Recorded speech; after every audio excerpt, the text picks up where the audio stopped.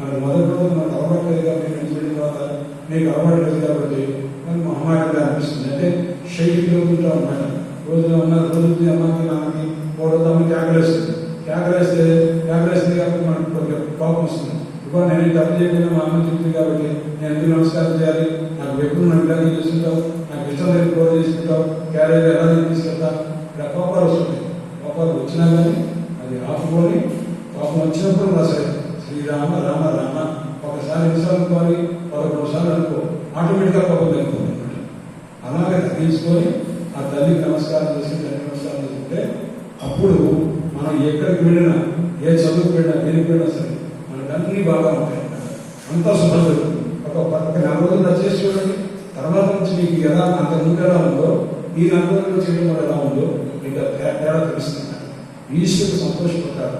మనకు ప్రత్యక్షంగా కనిపించే దేవతలు ఎవరు ఉంటే మన తల్లిదండ్రులే మనకు ప్రత్యక్ష దేవత అనమాట. పరమేశ్వరుడికి పార్వతీదేవికి నమస్కారం చేస్తే వాడు సంతోషించరు. నేను తల్లిదండ్రులు తీసుకుంటూ నువ్వు ఈశ్వరుడికి నమస్కారం చేసి శివాలయం చేస్తే ఆయన మెచ్చుకోరు. ఎందుకంటే నీకు కన్న తల్లిదండ్రులు నీకు ఆ పార్వతీ పరమేశ్వరుడు ఈ కన్న తల్లిదండ్రులు లేని భావన ఎప్పుడు ఉందో అప్పుడు నీకు ఏది కావాలంటే అది సిద్ధిస్తుంది అన్నమాట. పూర్వకాలంలో ఒక మహానుభావుడు ఉన్నాడు. ఆయన పేరు పుండరీకుడు.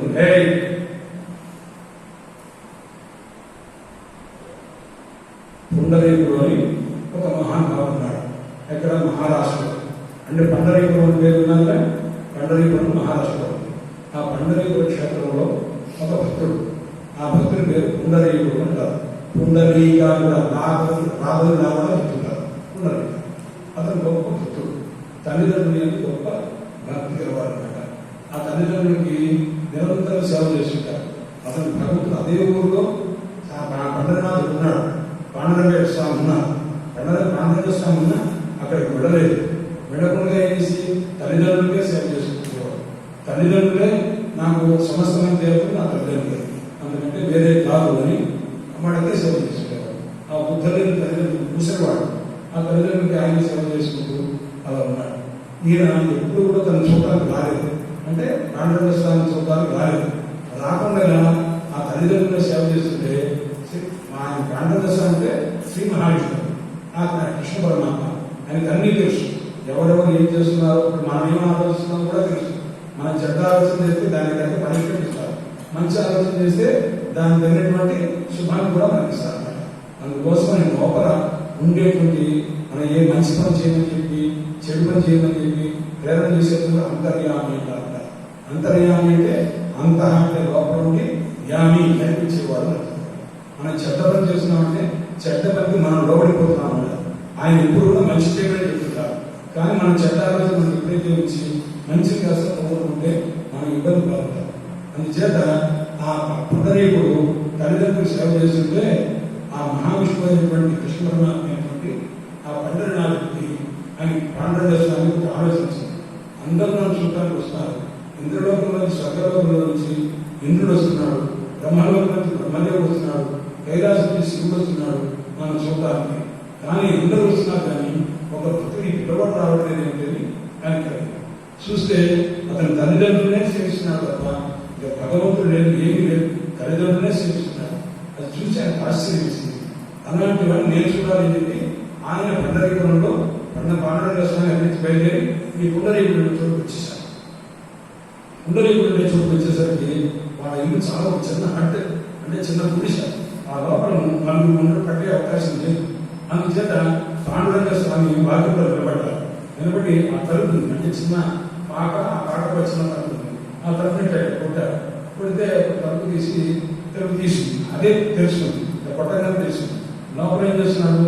తల్లిదండ్రులకి కాళ్ళు విసుకుంటూ, ఒక చేతిలోనేమో ఆ తల్లికేమో విసుకుంటూ విసుకుంటూ, తల్లిగారికి కలిసి కాళ్ళు విసుకుంటూ, మళ్ళీ తల్లికేమో విసుకుంటూ ఆ రకంగా చేస్తూ సేవ చేస్తుంటాడు. తన 2 చేతులతోటి తల్లిదండ్రులు ఇద్దరికి కూడా సేవ చేస్తూ ఉంటారు. సేవ చేస్తుంటే వాకిట్లో కూర్చున్నారు, నిల్చొని ఉన్నారు. ఎవరు? పాండురంగ స్వామి. పండరీనాథుడు అంటారు. పండరీపురంలో ఉంటారు కాబట్టి పండరీనాథుడు అంటారు. ఆయనకి పాండురంగ స్వామి, ఆయనే కృష్ణ పరమాత్మ. ఆయన భార్య పక్కన రుక్మిణీదేవి ఉందన్నమాట. ఇది పండరీపురంలో ఉన్నటువంటి అమ్మవారు, లక్ష్మీ అమ్మవారు, రుక్మిణి అమ్మవారు, పాండురంగ స్వామి, కృష్ణ పరమాత్మ అక్కడ ఉండి ఉంటారు. ఇప్పుడు ఆ పాండురంగ స్వామి నిల్చున్నారు. నిల్చుంటే లోపలికి రావడానికి ఆయన ఎవరు భక్తుడు అంటున్నాడు, భగవంతుడు కృష్ణ పరమాత్మ మాట్లాడు అక్కడ ఉన్నాడు అంటే, నేను ఈ క్షేత్రంలో దేవతని, నేను పాండురంగ స్వామిని, నీ మాతాపిత భక్తి చూసి నీకు మెచ్చి నేను వచ్చాను, నాతో మాట్లాడవా అన్నారు అన్నమాట. అంటే స్వామి, మా నాన్నగారు అమ్మగారికి సేవ చేస్తున్నాను, మధ్యలో నేను రాను, కాబట్టి మధ్యలో రాను, నీకు ఎక్కడైనా ఉండగలిగితే ఉండండి, లేకపోతే మీరు ఉండండి, ఇంకోసారి చూడవచ్చు అన్నారు. ఒక భక్తుడు అన్నాడు, ఎవరున్నాడు, భగవంతుడి భక్తుడు కృష్ణ పరమాత్మ అన్నారు. అంటే కూర్చోడానికి మా ఇంట్లో కుర్చీలు ఏం లేవండి, అట్లా ఉండండి, అయితే నువ్వు రావాలని ఇప్పుడు నేను చేశాను అనుకోండి, మీరు నా దగ్గరికి ఎందుకు వచ్చారు అడిగాడు. ఎవరు? పుండరీ అతని అడిగాడు, ఎందుకు వచ్చారంటే నీ తల్లిదండ్రులకు నీకు ఉన్నటువంటి భక్తిని చూసి దానికి సంతోషించి నీకు వరవిద్దామని వచ్చాను. ఇప్పుడు నేను మధ్యలో నేను చేసేసాను అనుకోండి, అంటే మా తల్లిదండ్రులు నేను నిర్లక్ష్యం చేసి మీ దగ్గరకు వచ్చేసినట్టుగా, మీ దగ్గరకు వచ్చేస్తే మా తల్లిదండ్రుల సేవ చేయనట్టుగా, అప్పుడు మళ్ళా దానికి ప్రయోజనం లేదు. అందువల్ల నా తల్లిదండ్రుల సేవ పూర్తి అయ్యేంత మటుకు వారికి నిద్రపట్టి పూర్తిగా వెళ్ళిపోయేంత వరకు నేను రాను అనేసరికి అప్పుడు అంతసేపు నిల్చున్నాను. నిల్చునేసరికి కొంతసేపు నిల్చున్న వాళ్ళ పార్టీలో కూర్చోడానికి ఏం లేదు, ఏం చేస్తాం, నిల్చుంటాం. తర్వాత మనం నడు నింపుడు ఏం చేస్తాం, రెండు చేతులు పెట్టుకుంటాం, అంటే అదే వేస్ట్ చేసుకుంటాం అన్నమాట. నిల్చున్న తర్వాత రెండు చేతులు పెట్టుకుంటాం, అంటే ఆయన కూర్చోవడానికి కూడా కూర్చోలేదు కాబట్టి ఆయన నడు నింపుకుంటే ఈ రెండు చేతులు. ఇప్పుడు కూడా మీరు పండుగ పెట్టి చూడండి, అక్కడ కృష్ణ పరమాత్మ రెండు చేతులు పెట్టుకుని ఉంటారు. ఎందుకంటే భక్తుల కోసం చూసి చూసి చూసి నడుము నింపుకుంటే ఆయన రాకపోయేసరికి ఆయన ఏం చేసి ఇంకా ఆ చేతులు నడుము నింపుకుంటే ఇక్కడ దగ్గర రెండు చేతులు పెట్టుకుని ఉండాలన్నమాట. అటువంటి వాడు ఎందుకు అలా ఉన్నారంటే తల్లిదండ్రుల యొక్క సేవ చేసినటువంటి భక్తుడిని చూడటం కోసం ఆ మహానుభావుడే, మహావిష్ణుడే, కృష్ణ పరమాత్మే వచ్చి భక్తులు చూడటానికి వచ్చారు. కాబట్టి మనకు ఎలా ఉండాలి, మనం అంత గొప్పగా సేవ చేయకపోవచ్చు, కానీ మన తల్లిదండ్రులు కూడా గౌరవంగా ఉండాలి. వాళ్ళని ఏదైనా కూడా తెలియక మనం సరిగ్గా వర్క్ చేయలేదనో లేకపోతే చదువుకోలేదు ఒక మాటన వెంటనే కోపం తెలుసుకోకూడదు, గౌరవంగా ఉండాలి. మనం ఏదో పొరపాటు చేసుకుంటామని కోపం వచ్చినప్పుడు ఉండాలి.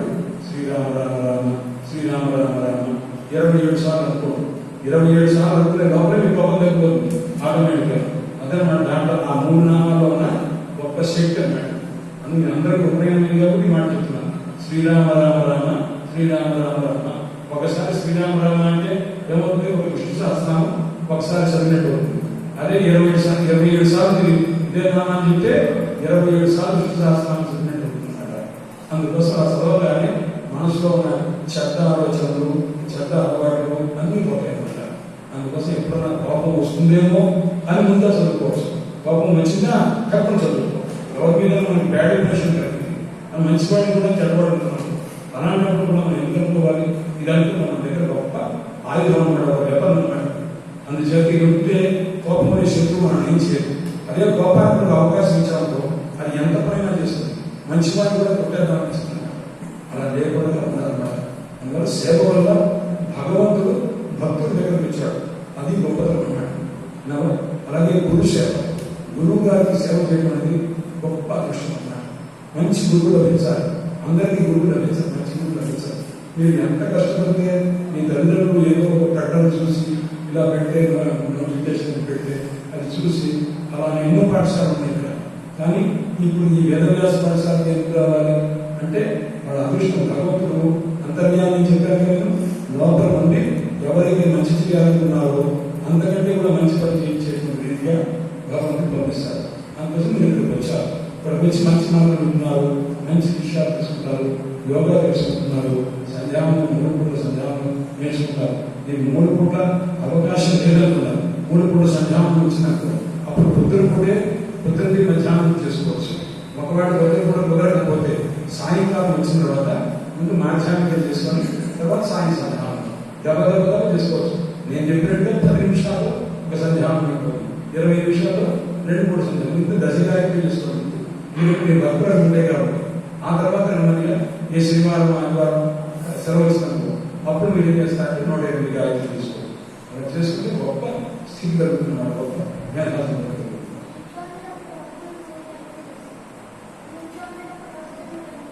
చేయి తీసుకోవచ్చు, శుభ్రంగా తీసుకోవచ్చు. ఇంట్లో నుండి చదువుకున్నట్లయితే ఎక్కువగా చేసుకుంటే అమ్మవారు అనుకున్నాను. అందుకోసం ఛత్రపతి శివాజీ పేరు ఉన్నారా ఎవరన్నా? ఛత్రపతి శివాజీ చాలా గురుభక్తి గలవాడు, గురుభక్తి గలవాడు. ఆయన లాంటి గురుభక్తి ఎవ్వరికీ లేదు. ఎందుకంటే వారి గురువు గారి పేరు, ఛత్రపతి శివాజీ గురువు గారి పేరు సమర్థ రామదాసు. సమర్థ రామదాసు మహానుభావుడు, ఒక యోగి. ఆయన చాలా గొప్ప వ్యక్తి. ఆయన ఒక చిన్న గోచిలాగా పెట్టుకొని ఆయన వెళ్ళిపోతుంటారు. అటువంటి మహానుభావుడు. ఆయన్ని ఆశ్రయించారు ఛత్రపతి శివాజీ వారి గురువు గారు. ఆశ్రయిస్తే ఆయన చెప్తుండేవారు, ఆయన ఇలా చేయండి. ఒక రోజున పెద్ద యుద్ధం జరిగింది. ఆ యుద్ధం జరిగినప్పుడు అవతల వాడికి మనకు యుద్ధం జరిగిన మహమ్మదీకి వీళ్ళకి యుద్ధం జరిగినప్పుడు ఆహారం కావాల్సి వస్తుంది. ప్రజలందరికీ ఆహారం కావాలి. ఆయన ఏం చేశారు, ఛత్రపతి శివాజీ ఎక్కడైతే నిలవందో ఆ గోధుమ ధాన్యం అంతా తీసుకొచ్చి అదంతా కూడా పిండి అంతా చేసి అందరికీ కూడా ఎవరికైతే యుద్ధంలో కొత్తవాడు ఎక్కడెక్కడో దాక్కొని ఉంటారు వాళ్ళందరికీ కూడా రొట్టెలు చేయించి అందరికీ ఆహారం పెట్టిస్తున్నారు. ఆహారం పెట్టిస్తుంటే అప్పుడు ఛత్రపతి శివాజీ గురువు గారు పక్కనే ఉన్నారు. సమర్థ రామదాస్ గారు కూర్చుంటే, గురుగారు మీ దేవుడు అందరికీ కూడా ఆహారం పెట్టిస్తున్నాను, అందరికీ పోషిస్తున్నాను అని అన్నారు. అనేసరికి అంటే ఆయన అంతంలో ఒక టెంపర్మెంట్ అనమాట, ఒక అహంకారం. అంటే ఇంతమంది నేను ఒక్కడిని అవతల అందరినీ జయించి నేను వాళ్ళకి అన్నం పెడుతున్నాను అని ఒక అహంకారం లోపల నుంచి బయటకు వచ్చింది. ఆ మాట వచ్చింది. వెంటనే సమర్థ రామదాసు గురువు గారు కదా, శిష్యుడికి ఏదైనా సరే ఒకసారి తలకాయ ఎక్కడకో వెంటనే ముందుకాయ వేస్తాను. ఎందుకంటే ఎప్పుడన్నా తప్పుగా నేను ఇంత గొప్పవాడు అయ్యాలని అనుకునే లోపల వెంటనే కొట్టేస్తాను. మాకు మేము చదువుకునే రోజుల్లో మాకు కొద్దిగా చుట్టు పెరిగి గ్రాఫ్ పెరిగేసరికి ఒక గ్రాఫ్ పెరిగి కాబట్టి మన సినిమా చూడవచ్చు కదా అని అనుకునేవాడు. ఈ లోపల వెంటనే మా గురువు గారు, మా నాన్నగారు ఆయన వెంటనే తర్పం చేసుకోవడానికి తర్పం చేసుకుంటే గుండు తిరగగా సినిమా వెళ్తే లేపిస్తారని చెప్పి మానేసేవాడు. అంటే మనకి ఎప్పుడన్నా కొద్దిగా చెడ్డ ఆలోచన వచ్చింది అంటే వెంటనే వాడు కొట్టేస్తారు. అలాగే సమర్థ రామదాసు ఇప్పుడు ఛత్రపతి శివాజీ ఏమన్నాడు, అందరు గురువు గారు మీ దైవం అందరికీ మందికి అందరికీ అన్నం పెడుతున్నాను అని అన్నాను. అనేసరికి ఆయన అలాగా అని చెప్పి సరే ఇప్పుడు ఒక రాయిని చూడండి, పెద్ద కొండరాయి. ఆ కొండరాయిని కొట్టుకున్నాను, కొట్టారు. కొట్టేసరికి ఆ కొండ రాయి పగిలింది. విను విను విను కొండరాయి పగిలింది. ఆ పగిలేసరికి లోపల ఒక కప్ప ఉంది. ఆ కప్ప ఉంటుంది. ఆ కప్ప ఏం చేస్తున్నది, ఒక చిన్న దానికి ఆహార పదార్థం అవుతుందన్నమాట. ఆ కప్ప రాయి లోపల కప్ప. ఆ కప్ప కాస్త కొద్దిగా నీళ్లు ఉన్నాయి కూడా, 4 చుక్కల నీళ్లు ఉన్నాయి. ఆ నీళ్లు కొద్దిగా ఆహారం తగ్గేదని అది తీసుకొని ఆ నీళ్లు అవుతున్నాను. అప్పుడు అడిగారు, శివ ఈ రాయి లోపల కప్ప ఉంది కదా, దానికి ఆహారం పెట్టారా అంటే లేదు గారు. కాబట్టి అందరికీ ఆహారం పెట్టానని అనుకోదు, వాళ్ళ అదృష్టం గొప్పది. అందుకోసమని భగవంతుడిని చెప్పక పుణ్యకార్యం చేస్తున్నాను అలా అనుకోవాలి తప్ప నేను వాళ్ళందరినీ పోషిస్తున్నాను ఇలా అనుకోవడం చాలా తప్పు అని చెప్పినారు. అంటే శిష్యుడికి అహంకారం పెరిగినాడు గురువు ఒక్కసారి ఒక హితోపదేశం చేస్తారు. అప్పటి నుంచి గురువు గారికి చాలా భక్తిగా ఉండేది. చాలా భక్తిగా ఉండేసరికి గురువు గారికి కూడాను, సమర్థ రామదాసు కూడాను ఛత్రపతి శివాజీ అంటే చాలా గౌరవం ఉంటుంది. ఎందుకంటే అతను ఒక రాజు అయింది, తనకు శిష్యుడిగా ఉన్నాడు. తను ఏది చెప్తే అది వింటాడు, ఏది చెప్తే అది చేస్తాడు. అందుకోసం గురువుకి శిష్యుల పట్ల ఆశ్రయం ఒక పిల్లవాడి కంటే తన సొంత కుమారుడి కంటే కూడా ఎక్కువ. అసలు ఆ సమర్థ రామదాసు సంతానం లేదు, ఎవరు లేదు. అయినా కానీ ఒక కొడుకు కంటే ఎక్కువగా చూశాను. ఎవరిని? ఛత్రపతి శివాజీ అలా చూశాను. ఇలా ఉంటూ ఉండగా మిగతా శిష్యులంతా ఉంటారు, చాలా మంది శిష్యులు ఉన్నారు. సమర్థ రామదాస్ గారు అందరూ కూడా లోపల పక్క పెట్టి అనుకుంటుండేవాడు. ఏమంటే రాజుగారు కాబట్టి, ఛత్రపతి శివాజీ రాజు కాబట్టి, బాగా డబ్బుల వాడు కాబట్టి ఆయన మీద అంత ప్రేమ, మనం అంతకంటే శ్రద్ధగా వింటున్నామని చెప్పినామని నా మీద అంత ప్రేమ లేదు, ఆయన బాగా డబ్బుల వాడు రాజు కాబట్టి అని అనుకుంటున్నారు అన్నమాట. ఇలా ఎప్పుడైతే కొనుక్కుంటూ ఉండేసరికి సమర్థ రామదాస్ గారు మహానుభావుడు, జ్ఞాని. శిష్యులు ఏమనుకుంటారో, వాళ్ళ మనసులో ఏమనుకుంటారో అంతా తెలుసు. ఎట్లాగా ఉంది అని. సరే ఒక రోజు ఏం చేశారంటే ఆయన ఒక చోటుకు వెళ్ళి ఒక అడవి ప్రాంతం దగ్గరికి వెళ్దామని చెప్పి ఆయన అక్కడ వెళ్తుండేవారు. వెళ్తుంటే ఈ శిష్యులంతా కూడా వెళ్తున్నారు. అప్పుడు ఇంకా ఛత్రపతి శివాజీకి తెలియదు, గురువు గారు హఠాత్తుగా బయటికి ఎప్పుడు వెళ్తారో తెలియదు, ఎక్కడికి వెళ్తారో తెలియదు. అందుకోసం ఆయన ఏమో రాజ్యాంగంలో ఉండేవారు. వీళ్ళంతా వెళ్ళారు, శిష్యులంతా వెళ్ళారు. వెళ్ళిన తర్వాత ఒక గుహ దగ్గరికి వెళ్ళారు. దాని గుహ అంటారు కదా, ఆ గుహలోకి వెళ్ళేసరికి ఆయన బాగా కడుపు నొప్పి వచ్చింది, విపరీతమైన కడుపు నొప్పి. సమర్థ రామదాస్ గారు కడుపు నొప్పి వచ్చి బాగా బ్రహ్మాండంగా ఏడు బాధపడుతున్నారు. శివ శివ శివ శివ శివ అని శివస్మరణ చేసుకుంటున్నారు. అప్పుడు ఎందుకు అనిపించదో రాజ్యం చేస్తున్నటువంటి ఛత్రపతి శివాజీ గురువు గారికి వెళ్దామని ఆ డ్యూటీ అయిపోయిన తర్వాత, రాజ్యం చేయడం అయిపోయిన తర్వాత గురువు గారికి నమస్కారం చేద్దామని వచ్చారు. ఎందుకంటే నేను ఇంత ముందే చెప్పాను, ఎప్పుడైనా సరే పొద్దున వెళ్ళేటప్పుడు గురువు గారికి నమస్కారం చేసేవాడు, రాంగానే గురువు గారికి నమస్కారం చేసేవాడు. అంత భక్తితో ఉండేవాడు ఛత్రపతి శివాజీ. అందుచేత ఈనాటికి కూడా ఆయన గురించి మనం ఇంత గొప్పగా చెప్పుకోవడానికి కారణం ఆ మహాభావుడు చేసిన ఆ గురు భక్తి, దేశభక్తి అది వింటుందన్నమాట. ఆ తర్వాత ఆ గురువు గారి కోసం పెడితే గురువు గారు కనిపించడం, ఆయన ఇచ్చినటువంటి ఒక చిన్న గది, ఆ గదిలో గురువు గారు పొద్దునే గురుగారికి వెళ్ళాలి అని వెళ్ళారు. ఎక్కడికి వెళ్ళారు వెళ్తే శివుడికి ఏదో అడవిలో వెళ్ళారు. అడవిలో గుహ ఉంది, ఆ గుహకు వెళ్ళారు. అక్కడ శిష్యులంతా కనిపించారు. వెళ్ళేసరికి ఆయన శివ శివ శివ అని బాధపడుతున్నారు. అంటే శిష్యునే తలుచుకుంటున్నారేమో, భగవంతుని తలుచుకున్నారేమో వాడికి తెలియదు, శిష్యుడికి తెలియదు. ఎందుకంటే ఛత్రపతి శివాజీ పేరు కూడా శివరాత్రిగా, అందుకోసం ఆయన శివ శివ శివ అని పిలుచుకున్నారు. అలాగే కష్టం వస్తే కూడా భగవంతుని స్మరించగా అలా శివ శివ శివ అనుకుంటారు. అలా అనుకుంటే ఛత్రపతి శివాజీ పరిగెత్తుకుంటూ వచ్చారు. గురుగారు ఏది అనేసరికి ఆయన కడుపులో బాధపడుతున్నారు. శిష్యులు ఏం చేయాలో తెలియక వాళ్ళందరూ కూడా గురుగారు ఏం చేయమంటారు, ఏం తీసుకోమంటారు, మీకు తెలియదు కదా, మీకేం తెలియదు, వెళ్ళండి అన్నారు. అందరూ కూడా దూరంగా ఉన్నారు. గురుగారి దగ్గరికి ఎవరు పడలేదు. ఛత్రపతి శివాజీ వచ్చారు. గురుగారు చెప్పండి ఏం చేయాలి ఆయన, ఇది ఇక్కడ మీకు తగ్గేది కాదు, ఎవరు తీర్చగలిగేది కాదు, ఇది చెయ్యాలంటే మాత్రం అని ఆపేశారు. ఇది తగ్గాలంటే ఏం చెయ్యాలి అంటే అని ఆపేశారు. అంటే తగ్గాలంటే ఏం చెయ్యాలి గురుగారు చెప్పండి నేను చేస్తాను. నువ్వు చేయలేదు నాయన, నేను చెప్తున్నాను కదా, నువ్వు ఎవరు చేయలేదు. చెయ్యాలంటే మాత్రం ఒక ఉపాయం ఉన్నది, అది ఏమిటండి ఆ ఉపాయం చెప్పండి, నేను చేసి పెడతాను. ఎవరన్నది మాట ఛత్రపతి శివాజీ అన్నాడు. అంటే అప్పుడు చెప్పారు, ఆడసింహం తల్లి సింహం, హీ షీ అంటారు కదా, హీ అంటే మొదలన్నమాట, షీ అంటే ఆడ, సింహిని అంటారు అన్నమాట. సంస్కృతం అయితే హిందీలో సింహిని అంటారు అన్నమాట. అంటే ఆడసింహం అన్నమాట. ఆడసింహంకి తల్లిగా పాలిస్తుందిగా, ఒక ఆడసింహం పాలు తీసుకొచ్చి నాకు ఇస్తే అది నేను తాగితే అప్పుడు నాకు అది పొట్ట మీద రాస్తే కూడా నాకు కడుపు పోతుంది అన్నమాట. ఎవరన్నా సింహం దగ్గరికి వెళ్ళి, ఒక ఆడసింహం దగ్గరికి వెళ్ళి పాలిస్తామని తీసుకురాగలరా? ఎవరన్నా తీసుకురాలన్నమాట. అలాగే క్రూరమైన సర్పాన్ని ముద్దు పెట్టుకోవాలంటే కూడా ముద్దు పెట్టుకోకుండా క్రూరమైన సర్పం దగ్గర పెడితేనే ముసగుడు కాన్వేషన్ చేస్తున్నారు. అలాగే ఒక సింహాన్ని వెళ్ళి కౌగిలించుకోలేదు, అదంత దగ్గరికి తీసుకుంటే అప్పుడు పాలిస్తే ఆ పాలు గురువుగారు పక్కకి రాస్తే అప్పుడు దొరుకుతుంటారు. ఇది అడిగింది అంటే అప్పుడు వెంటనే అలాగే గురువుగారు అన్నారు.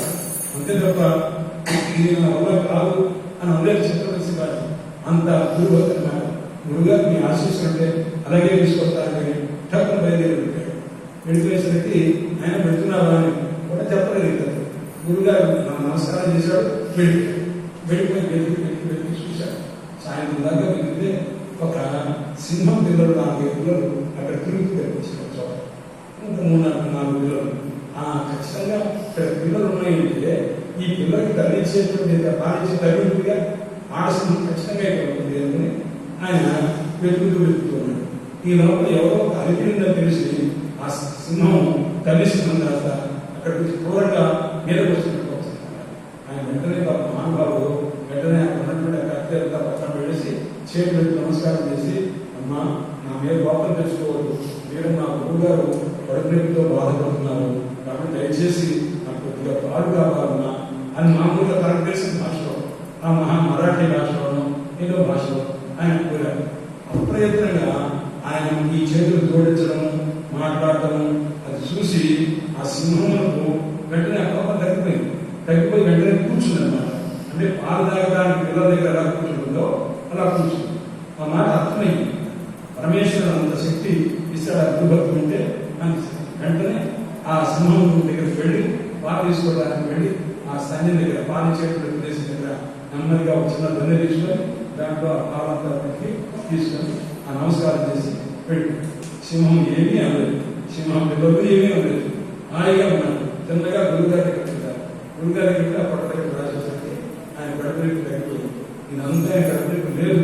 అంటే అప్పటిదాకా ఆ ఛత్రపతి శివాజీ కాకుండా మిగతా శిష్యులు ఉన్నాక ఆ శిష్యులంతా ఏమంటున్నారు, ఆయన ఇప్పుడు రాజుగారు కాబట్టి ఆయన మీద ప్రేమ, మా మీద ప్రేమ లేదు, ఆయన కంటే దుర్గకుమారి ఎక్కువ అంటున్నారు. వాళ్ళకి ప్రేమింది ఎవరన్నా వెళ్ళగలిగారా? ఎవరన్నా సింహంతాలకు బాగా తీసుకురాగలిగారా? ఛత్రపతి శివాజీ మాత్రమే తీసుకొచ్చాడు. ఎందుకంటే గురువు ఎంతో అంత అపరిమితమైనటువంటి శక్తి ఉందన్నమాట. అందువల్ల గురువు నుండి ఎలాంటి భక్తి ఉంటుందో మనకు శక్తి కూడా, మనకు పని కూడా అలాగే శక్తిస్తున్నారు. అలాగే తల్లిదండ్రులు మనకు ఎటువంటి భక్తి ఉంటుందో మనకు అలాగే ఆ ఫలితం భగవంతుడు ఇస్తాడు. తల్లిదండ్రులు మామూలుగా ఒక ఎంప్లాయీ, తండ్రి ఎంప్లాయీ కావచ్చు, కానీ వాడు ఎన్ని భక్తి వల్లంటో ఆ భక్తి వల్ల వాడు గర్భించదగినటువంటి ఇస్తున్నాడు. అంటే మా పిల్లవాడు చిత్రమాట ఉంటాడు, బుద్ధిమంతుడు అని అనుకుంటారు.